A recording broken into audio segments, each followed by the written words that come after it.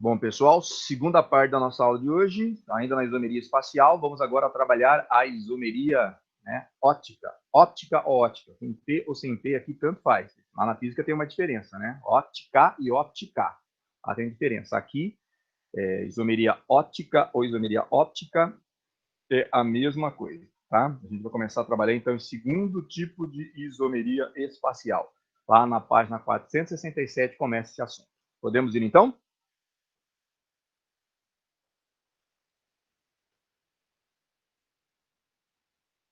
Sim. Então, vamos lá. Página 467, vamos trabalhar agora, então, com a isomeria óptica, que é o segundo tipo de isomeria espacial. Mas, antes disso, antes de entendermos a isomeria óptica, nós precisamos trabalhar alguns conceitos básicos. Tem mais a ver com física, tá? A gente dá uma pincelada agora nesse começo, tá? Para a gente relembrar alguns conceitos, principalmente sobre o que é luz natural, tá? O que é luz natural? Definição da física é um conjunto de ondas eletromagnéticas que vibram em vários planos perpendiculares em direção de propagação do eixo luminoso. Já devem ter estudado óptica lá na física, né? Esse ano ou ano passado. Já estudaram ondulatória, esse conceito de luz lá na física? Ainda não, a gente vai estudar acho que na terceira apostila. Beleza, perfeito. Na terceira apostila, quando o assunto entrar, a gente não precisa desse conceito aqui na química. A gente só está passando para entender o que é luz natural e logo em seguida o segundo tipo de luz que a gente vai tratar. É só para saber a diferença entre elas, não é nada que envolva diretamente a química. O assunto, quando começar mesmo a falar, a partir de agora a química está entrando e começar a prestar atenção. É mais uma pequena introdução, tá? Vocês vão verificar tudo isso de novo nas aulas de física, com os professores de física, essa parte de luz. O que é luz, qual é o conceito de luz, tá? Luz natural, está aqui a definição dela, né, uma representação, né, ela se propaga nos eixos, a onda elétrica, onda eletromagnética, né, poderia ser uma definição de luz. A gente pegar a definição mais moderna, a definição da mecânica quântica, né, nós temos uma definição de onda e partícula, a luz ao mesmo tempo onda e partícula. Mas esse é assunto para a física trabalhar com vocês. Então, primeiramente, aqui o conceito de luz natural. Aqui na química, nós vamos precisar do conceito da luz polarizada. E o que é uma luz polarizada? É aquela que vibra num único plano. Olha só, a luz natural se propaga em vários eixos, né? A vibração dela, ó, vários eixos de propagação. A luz polarizada é aquela que se propaga num único plano de propagação.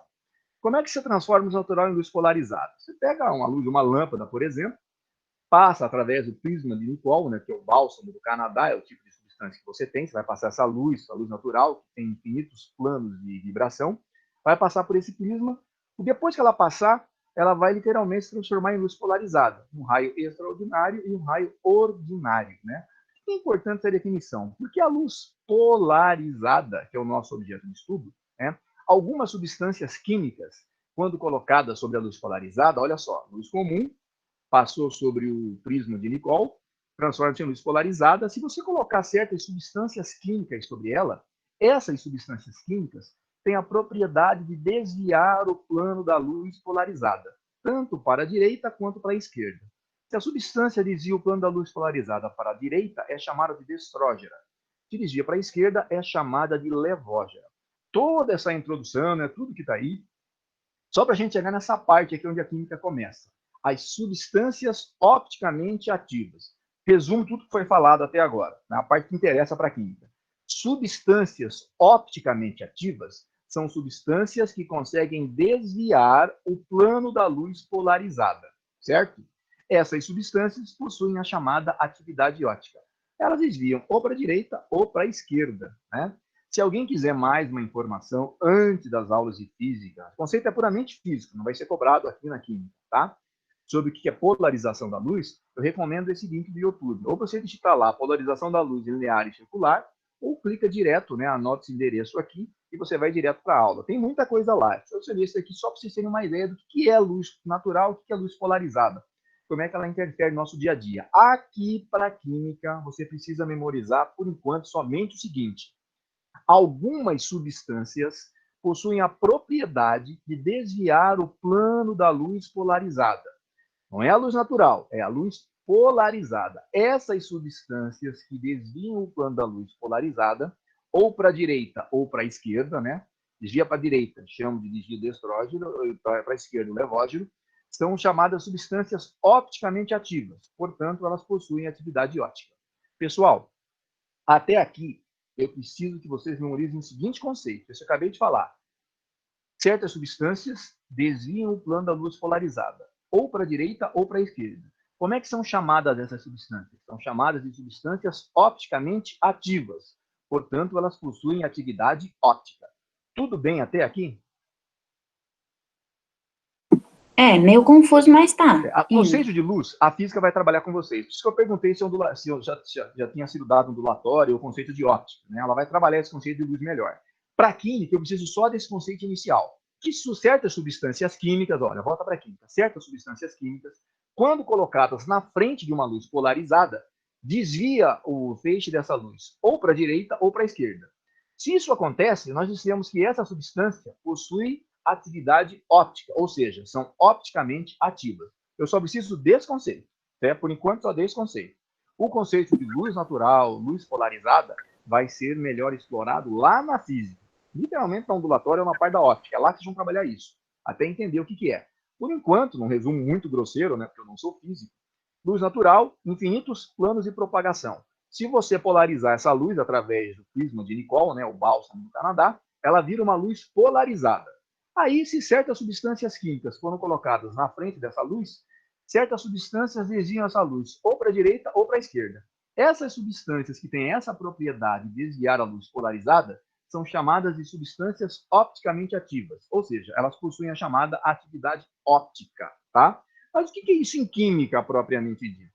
É onde entra o assunto do nosso segundo tempo, na aula 2, a chamada isomeria óptica e assimetria molecular. Mas qual que é a condição necessária na química para que uma substância tenha atividade óptica, né?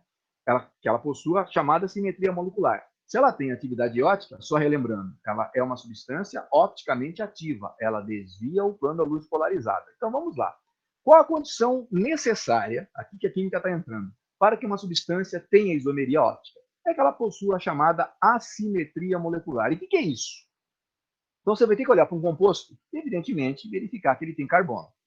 Verificar se esse carbono possui 4 ligantes, mas não é só possuir 4 ligantes. Esse carbono tem que possuir 4 ligantes diferentes entre si. Então, ó, G1 diferente de G2, diferente de G3, diferente de G4. Esse carbono tem que ter 4 ligantes totalmente diferentes. Olha só, pessoal, tem que ser um carbono tetraédrico, ou seja, um carbono que faz tem 4 ligantes, porque todo carbono faz 4 ligações, certo? Carbono que tenha 4 ligantes e todos esses ligantes diferentes entre si.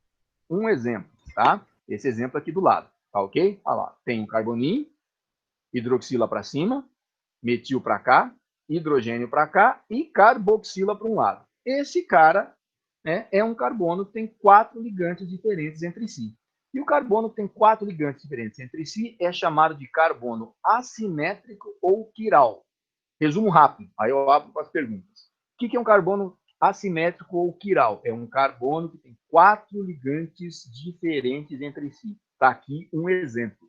Notem, os 4 ligantes desse carbono, tem que ter 4 ligantes, não pode ter 3 como no trigonal, não pode ter 2 como no linear, tem que ter 4 ligantes, ou seja, estrutura tetraédrica para esse carbono, e os 4 ligantes diferentes entre si. Esse tipo de carbono é chamado de carbono assimétrico ou quiral. Tudo certo? Perguntas?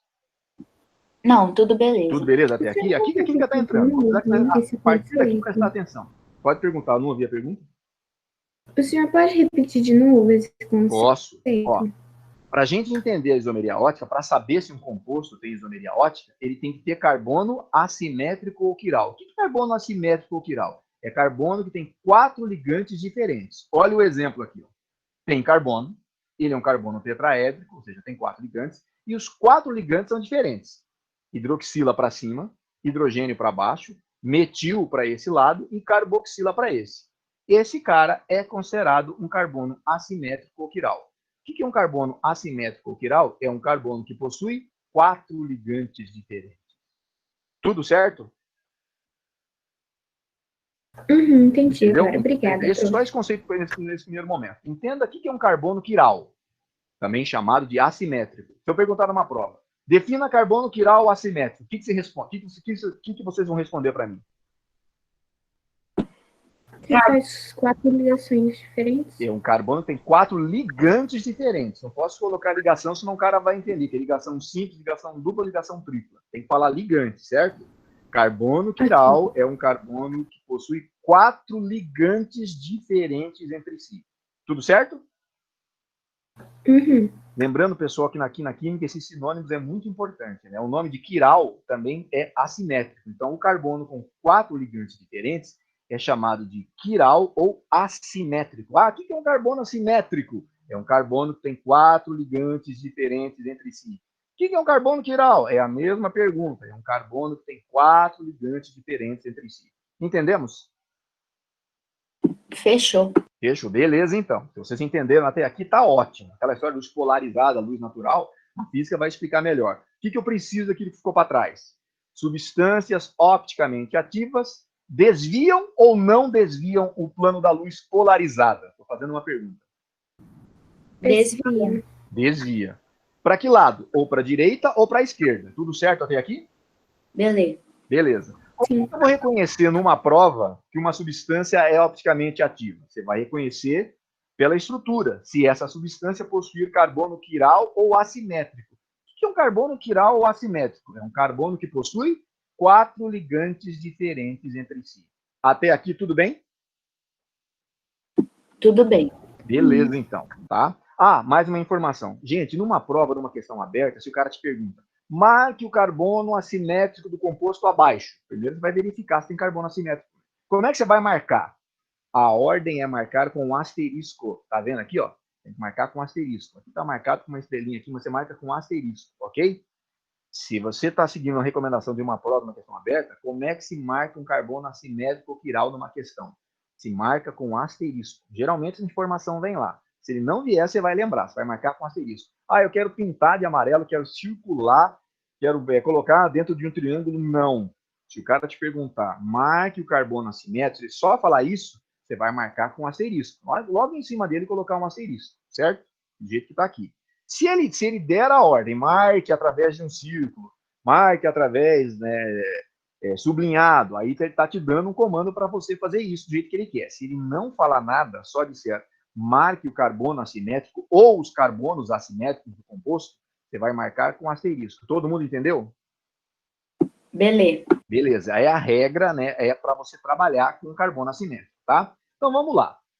Só para colocar o nome desse composto, o nome usual dele é ácido lático, né? Porque ele é um ácido carboxílico, mas também tem uma hidroxila ligada a carbono saturado, portanto, ele também tem a função álcool. O nome oficial para ele seria ácido 2-hidroxipropanoico. Lembrando que nomenclatura de compostos de função mista, vocês vão trabalhar melhor no terceiro ano, né? Porque a gente aprendeu esse ano as funções separadamente, tá? Mas a gente já sabe que o mesmo composto pode apresentar mais de uma função. Por exemplo, este ácido aqui, que é conhecido usualmente como ácido lático, né?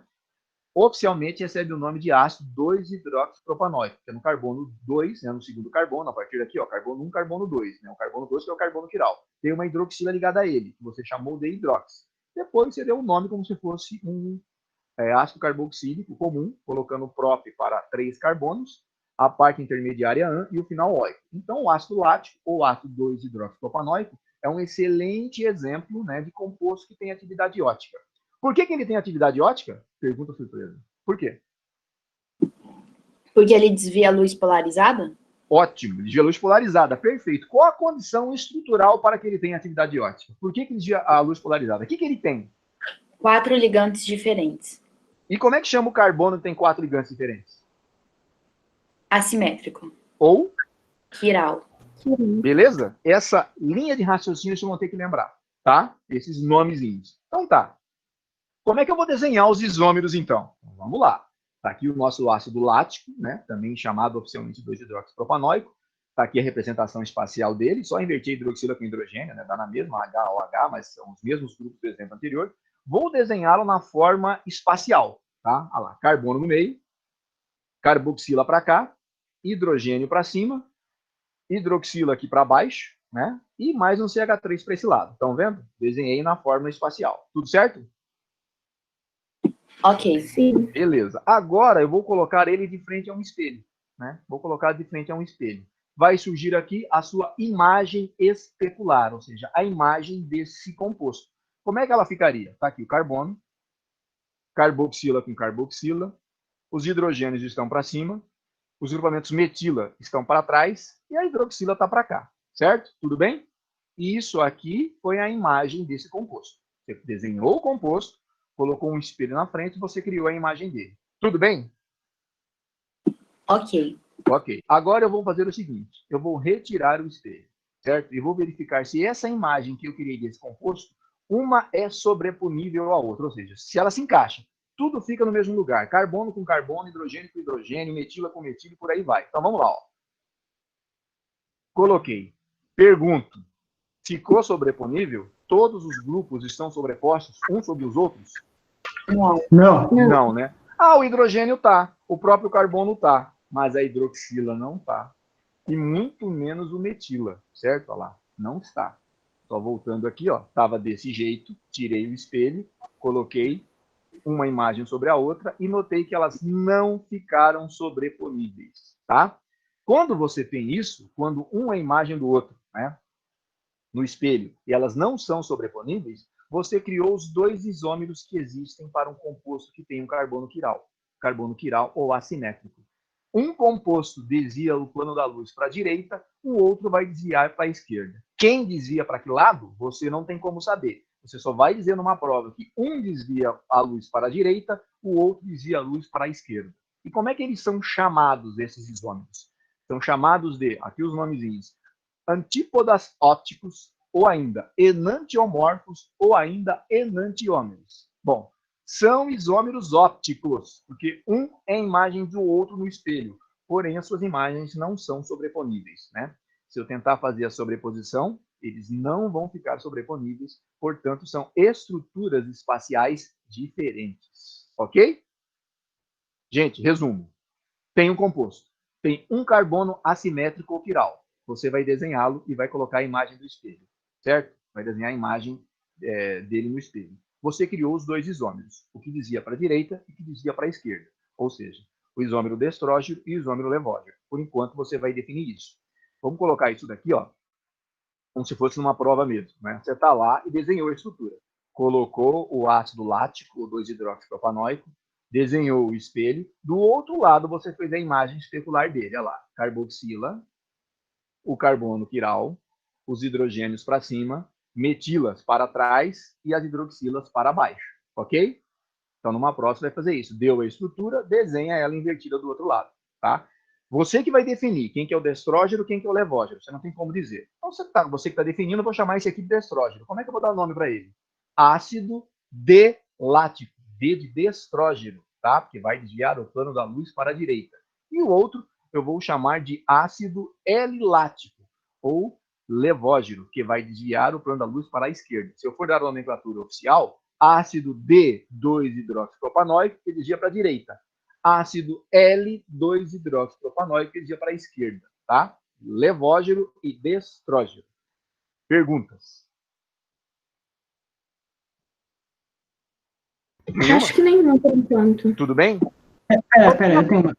Professor, Pode fazer. você pode repetir o que é estrógera e levógera? Posso. O destrógeno, né, é todo o isômero que desvia o plano da luz para a direita. Lembra? Substâncias opticamente ativas desviam o plano da luz. Um vai desviar para a direita, que eu vou chamar de destrógeno. O outro vai desviar para a esquerda, que eu vou chamar de levógeno. Certo? Entendeu o que é o conceito de D e de L? Certo? Na hora da prova, a gente não tem como saber. Então, você vai escolher. Ah, eu poderia chamar esse cara de levógeno e esse aqui de destrógeno? Posso. Só não posso chamar os dois da mesma coisa. Destrógeno, destrógeno. Não posso. Levógeno, levógeno. Não posso. Você escolhe. Um vai ser o D, o outro vai ser o L. Você que vai escolher na hora da prova. Ok? Ok, obrigado. Beleza, então. Olha só para a gente ter uma ideia de como isso muda, né? Ácido lático destrógeno, ácido lático levógeno. Ponto de fusão é o mesmo. Densidade é a mesma. Mas eles diferem quanto a quê? Quanto ao desvio da luz. Um desvia 2,6 graus para a direita, o destrógeno. O outro desvia 2,6 graus para a esquerda, ou seja, são a rotação que ele apresenta na luz polarizada. Portanto, eu sei que o ácido lático as suas duas formas, destrógera e levógera, são substâncias que desviam o plano da luz polarizada. Um desvia para a direita, outro desvia para a esquerda. Tudo bem? É isso que acontece, por exemplo, nos nossos olhos? E quando a gente usa óculos para consertar isso? Ali já é um outro detalhe. Ali já é a inversão que você tem no cristalino. Você bem me lembra das aulas de ótica, né? Você tem uma outra coisa acontecendo. Não é a isomeria ótica acontecendo ali, tá? Literalmente, trabalhando com ótica mesmo, é um outro conceito envolvido. A isomeria ótica, ela acontece com uma substância. Você tem uma substância química que, quando o raio de luz polarizada, passa sobre ela, ela desvia para a esquerda ou para a direita. Então, a luz que chega no seu olho, se ela é uma luz natural, ela não é uma luz polarizada. Então, por mais que tivesse a substância, você não teria condições de desviá-la, né? Essa substância iria desviar essa luz ou para a direita ou para a esquerda. A luz natural, ou seja, a luz que vem do sol, ou a luz de uma lâmpada mesmo, é a luz natural. Ela não é uma luz polarizada. Para você polarizar a luz, você vai ter que passar ela por um polarímetro, que é um aparelho que você tem em laboratório. Ou utilizar aquela substância que eu mostrei lá, o prisma de Nicoll, né, também chamado de bálsamo do Canadá.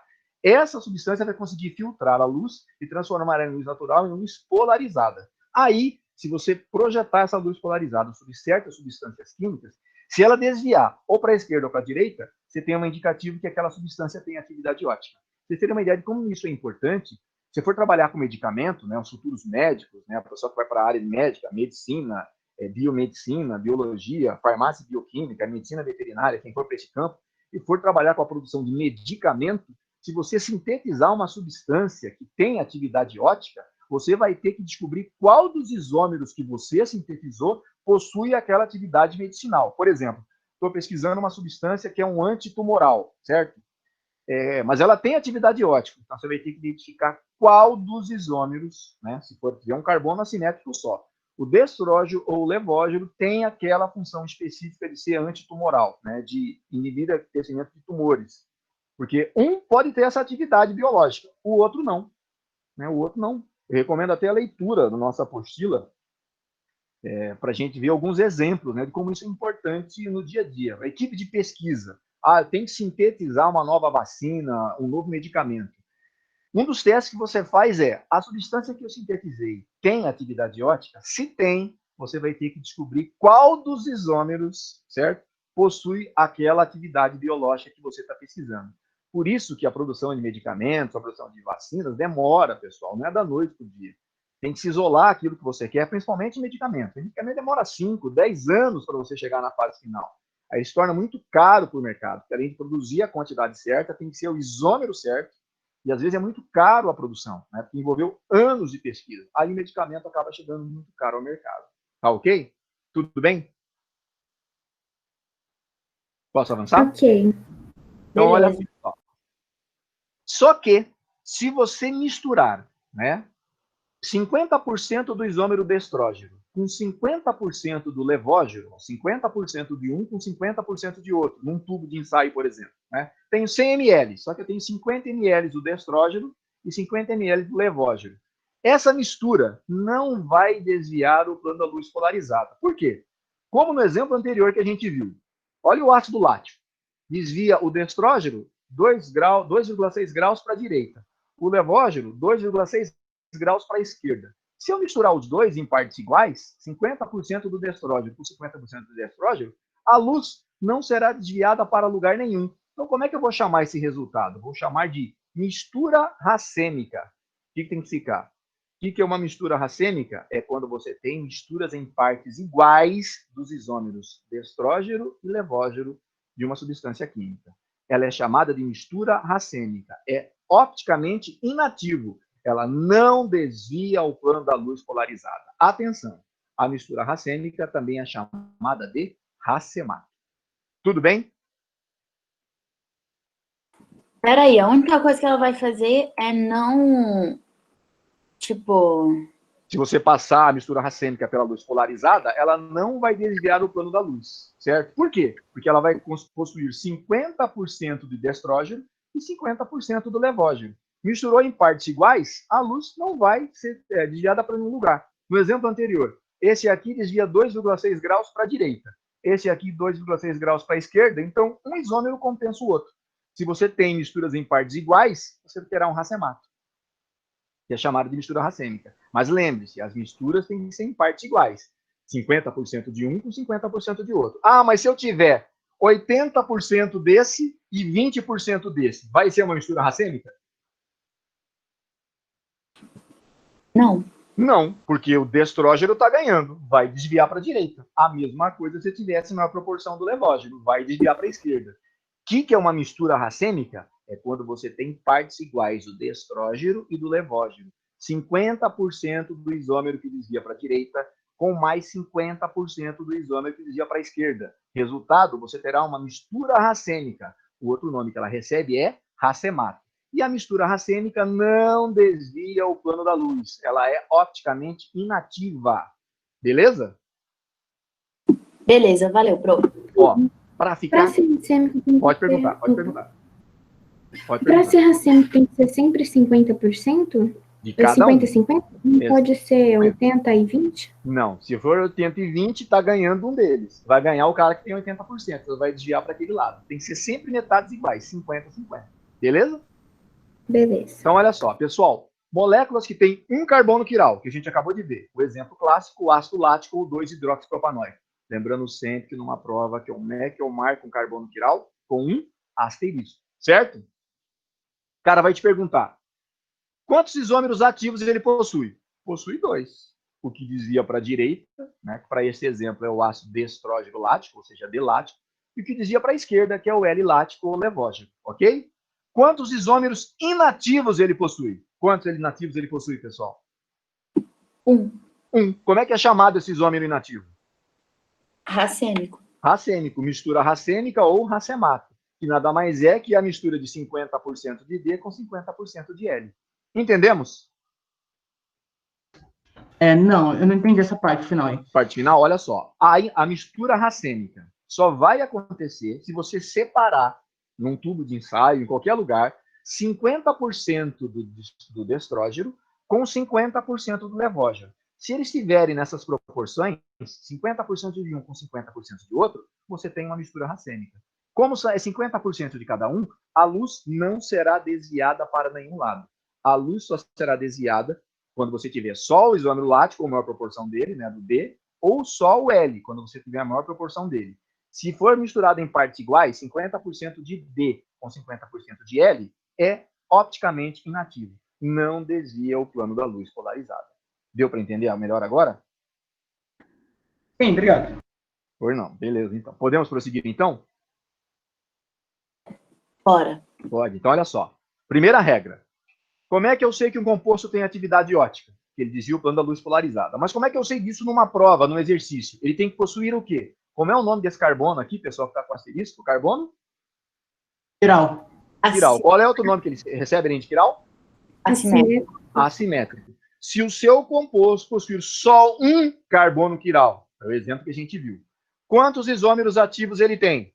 2, o destrógeno e o levógeno. E quantos inativos? 1, que é a chamada mistura racêmica ou racemato. Todo mundo entendeu? Sim. Beleza. Agora, quando uma substância tiver mais de um carbono assimétrico, aí você vai ter que utilizar essas duas formulazinhas aqui, ó. 2 elevado a n e a outra 2 elevado a n menos 1. Vou explicar. Como é que eu utilizo essa fórmula 2 elevado a n? Bom, 2 é 2. E o que é o n? N será um número de carbonos assimétricos do composto.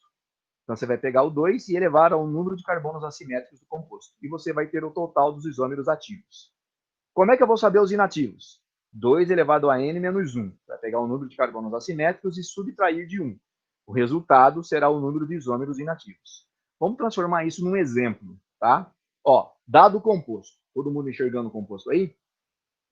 Vou fazer uma pergunta sobre ele, tá? Que funções químicas eu tenho aqui? Só um teste para a prova de amanhã, caso cair se perguntar. Quais as funções que eu tenho aqui?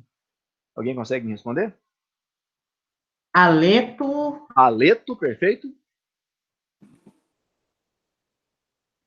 Álcool? Álcool, beleza, lá. Hidroxilo em carbono saturado, aqui você tem álcool.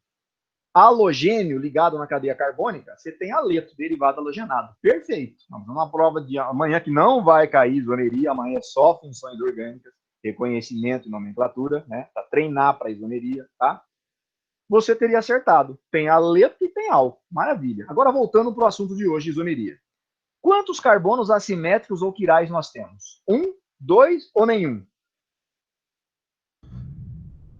Nenhum. Nenhum? Vamos analisar, então? Esse carbono aqui em verde, ele está ligado a hidrogênio, os senhores concordam? Uhum. Bromo, iodo, olha lá, já são 3 ligantes diferentes, os senhores concordam? Bromo, hidrogênio e iodo, certo? Uhum. E do outro Certo. lado, tá ligado a carbono. Não posso analisar só isso aqui, não. Tem que analisar tudo que ficou para cá. Todo o grupo que ficou para cá. Todo ele. Então, esse carbono está ligado a bromo, está ligado a hidrogênio, está ligado a iodo e está ligado a todo esse grupo aqui, ó. Que tem carbono, hidroxila, hidrogênio e cloro. Todo o grupo que ficou. Se a cadeia tivesse 1000 carbonos, seria toda a cadeia de 1000 carbonos, certo? Pergunto, esse cara é assimétrico? Sim? Sim.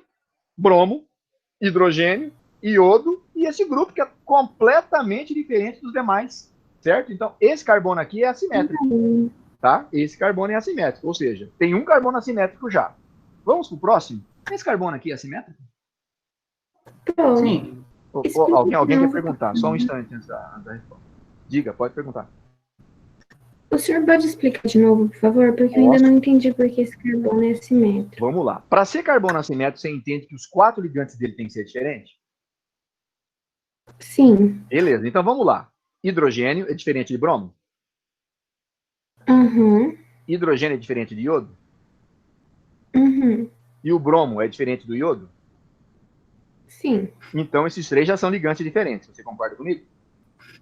Sim. Agora E o vamos outro ao carbono? próximo ligante. Ele não está ligado só a esse carbono. Esse carbono está ligado a esse carbono aqui, mas esse carbono está ligado a tudo isso daqui, ó.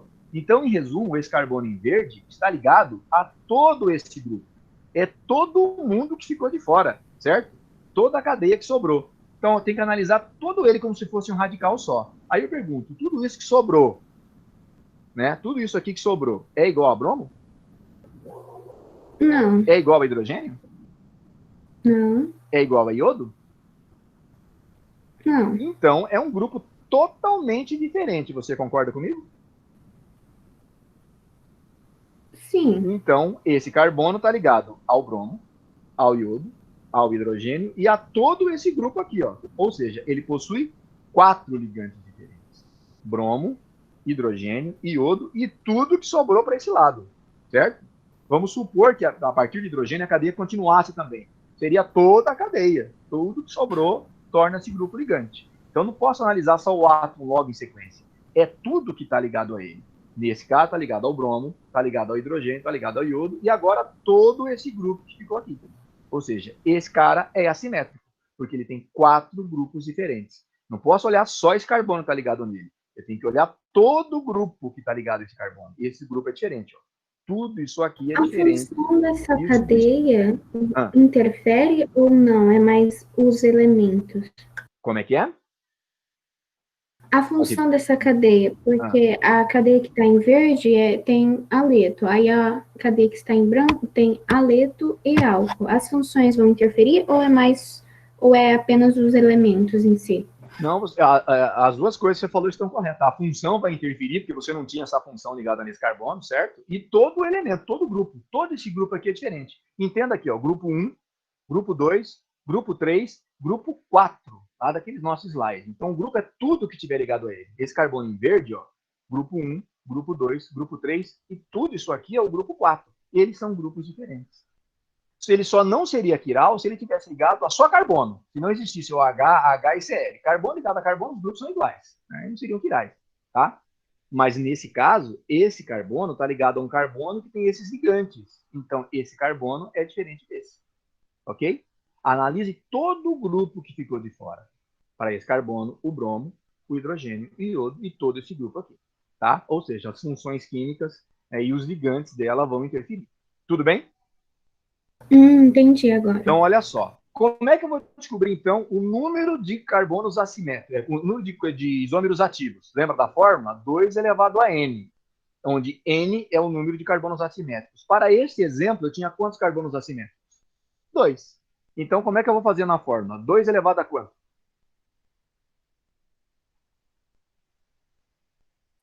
2? A 2. 2 elevado a quanto, pessoal? Não ouvi a resposta.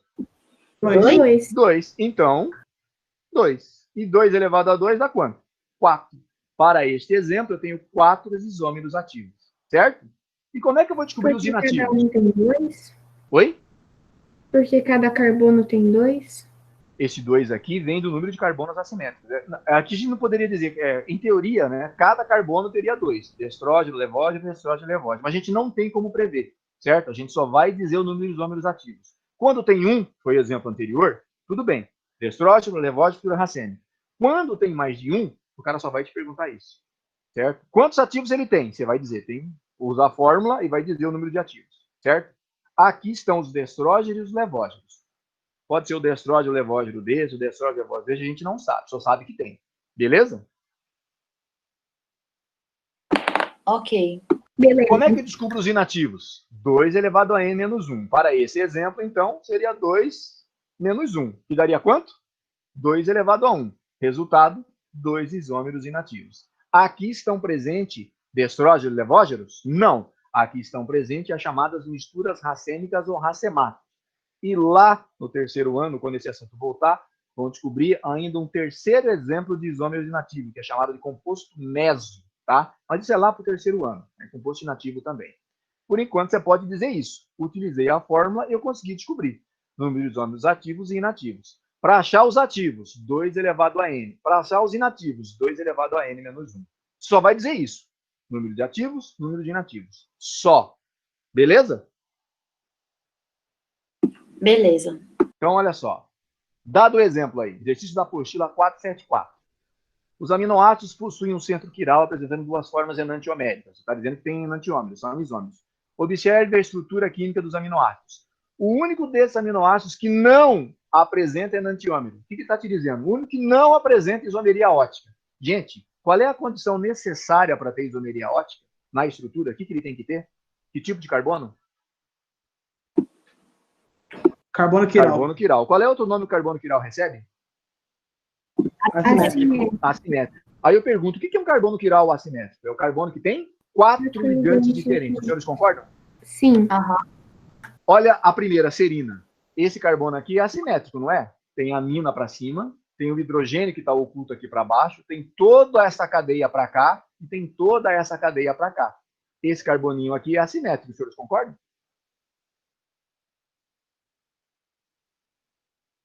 Ninguém concordou? Sim. Sim, né? Beleza. Então, esse cara tem isomeria, é enantiômero. Apresenta enantiômero, né? Não é resposta. Vamos para a glicina? Né? Vamos analisar esse carbono aqui, ó. Carbono aqui. Tem NH2 para um lado, tem todo esse grupo para cá, e aí ainda tem 2 hidrogênios ocultos. 2 hidrogênios, um para cima e o outro para baixo. Ele tem hidrogênio oculto aqui. Pergunto, esse carbono é assimétrico? É. É. Peraí, fala de novo. Tem amina para cima, certo? Tem todo esse grupo aqui para baixo, que é um ácido carboxílico, e ainda nele está oculto 2 hidrogênios. Né? Então é. Ele é assimétrico, esse carbono? Aham. Ó, tem 2 hidrogênios, tem 2 grupos iguais. Tem 2 grupos iguais, ele não pode ser assimétrico. Para ser assimétrico, os 4 grupos têm que ser diferentes. Os 4. Entenderam a jogada? Aham, sim. Então, esse carbono aqui não é assimétrico, já é a resposta do nosso exercício, certo? Ele não tem carbono assimétrico, ele não apresenta enantiômero. Esse aqui é assimétrico, esse daqui é assimétrico, mas na glicina, esse carbono aqui não é assimétrico. Então, a melhor resposta passa a ser a letra B. Pera, professor, por que na glicina ele não é assimétrico? Porque ele não tem carbono quiral. Para ter carbono assimétrico, tem que ter carbono quiral. Esse carbono não é. Esse carbono aqui, ó, está ligado a 2 hidrogênios. Tem 2 grupos iguais, um para cima e outro para baixo. Esse carbono aqui. Só que está oculto, a gente não desenhou, certo? Ele desenhou nessa estrutura. Entendi. Tem 2 grupos iguais, já invalida. Para ter carbono quiral, carbono assimétrico, os 4 grupos ligados a ele têm que ser diferentes. Os 4. Tá, mas um é igual ao outro, já não é mais. Os 4 têm que ser diferentes. Beleza? Beleza. Ó, pessoal, vou fazer o seguinte. Vou deixar indicado lá na página 473, exercício 2 e 3 do Praticando, de respeito só à isomeria geométrica, o exercício 5 do Praticando na 474, tá? Na 473, 2, 3 do Praticando, 474, 5 do praticando. Isso aqui para isomeria geométrica. Para isomeria ótica, na 474, 6 e 7 do praticando.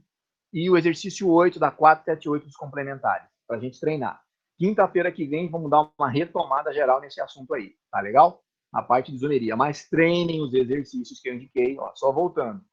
A isomeria geométrica, 2 e 3 do praticando, né? Na 473, 5 da 474 praticando. Para a isomeria ótica, no 6 e 7 do praticando e o 8 dos complementares, tá ok? Está estabelecido aqui. Beleza? Tá deixado indicado aí. Mas não se esqueça da nossa prova amanhã, ela começa às 2 horas, tá ok, gente? Ok, prof. Beleza, então, até amanhã na prova. Não se esqueçam, 2 horas, tá, gente? Um abraço para vocês, até amanhã.